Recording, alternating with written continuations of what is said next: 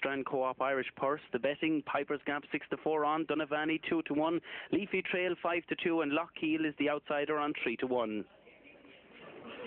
Now one slips in the red collar, Leafy Trail. Leafy Trail owned by Margaret Flanagan, and in the white collar we have Dunavanny owned by James Burke from Moolah in County Limerick, and Leafy Trail is led now at the moment by Dunavanny, who's showing good early pace. Dermot Cox, the nominator of Dunavanny. Dunavanny moving away now from the red collar, Leafy Trail. Dunavanny going in for the turn just by a length as Leafy Trail was making his way back, and Dunavanny, the son of Brookview Inn, and I remember, a 2-1 chance to win this Lee Strand Co-op Irish Purse, €5,000 and trophy to the winner.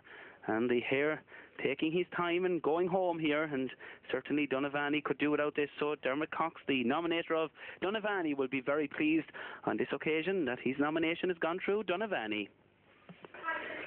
Now for the second semi-final of the Lee Strand Co-op Irish Purse, in the red collar, Piper's Gap. Piper's Gap, owned and trained by Martin Flanagan from Kilmeedy, and in the white collar we have Lockheil, owned and trained by Noel Malloy from Kilmeeden, and Tom Murphy eases these two out, and away they go. The odds-on favourite in the red collar, Piper's Gap. He's showing well away from slips, leading Lockheil now at the moment.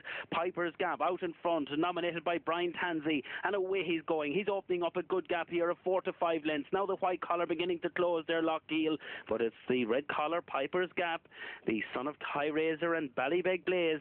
He's 6-4 on favourite for the final and before the semi-final, so it'll be interesting how he goes in the final. These two getting enough to do before the hare makes his way home in this semi-final. So the winner of that course, Piper's Gap, in the red collar.